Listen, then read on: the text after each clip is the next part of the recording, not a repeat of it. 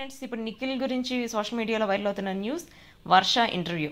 So కిసాక్లో వర్ష interview చేసింది కదా, ఆ ఇంటర్వ్యూ వచ్చేసి ప్రోమో ఒకటి రిలీజ్ అయింది సాటర్డే, వచ్చేసి దాని ఫుల్ ఎపిసోడ్ రిలీజ్ అవుతుంది. దాన్ని అయితే మిస్ అవ్వద్దు, దానికి సంబంధించిన రివ్యూ కూడా పెడతాను నేను. సో ఇప్పుడు వచ్చేసి నిఖిల్ అడిగిన క్వశ్చన్స్ ఆల్రెడీ ఒక వీడియో పెట్టాను, ఇది పార్ట్ 2 అనమాట. దీని ముందు వీడియో పెట్టాను, చూసేయండి చూడండి వాళ్ళు ఉంటే.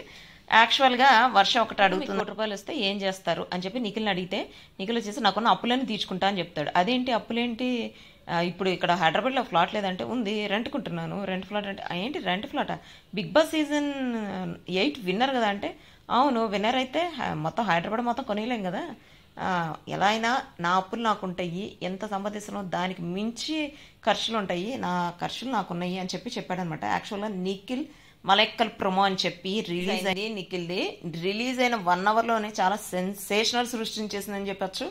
యాక్చువల్గా కావ్య గురించి ఇండైరెక్ట్ క్వశ్చన్స్ కూడా అడిగింది.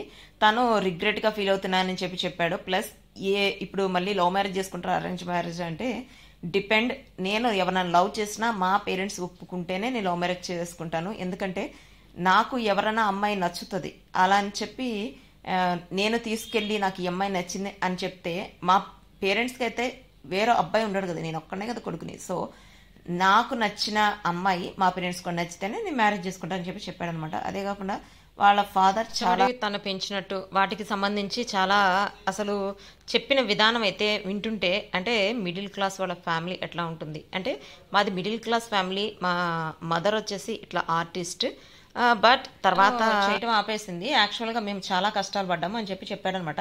నేను ఇండస్ట్రీలోకి వచ్చిన ఫస్ట్లో అయితే అసలు తను బయట ఇండస్ట్రీ నుంచి వచ్చాడు అంటే వేరే లాంగ్వేజ్ నుంచి వచ్చాడు అని చెప్పి చాలా కాంట్రవర్సీ వచ్చింది నా మీద, అంటే తొక్కేయడానికి చుట్టమంటారు కదా, అట్లా కూడా జరిగింది. చాలా ఫేస్ చేసిన తర్వాత ఈ పొజిషన్కి వచ్చాను. థ్యాంక్స్ చెప్పాలి అని అనుకుంటే ఎవరికి చెప్తారంటే, నాకు చాలా మంది ఉన్నారు అలా థ్యాంక్స్ చెప్పాల్సిన వాళ్ళు, ఎందుకంటే ఈ పొజిషన్కి రావడానికి నాకు చాలా మంది చాలా రకాలుగా హెల్ప్ చేశారు, బ్యాక్ బోన్గా నిలిచారు. అందరికీ చాలా థ్యాంక్స్ అని చెప్పి చాలా ఎమోషనల్గా చెప్పాడు అనమాట.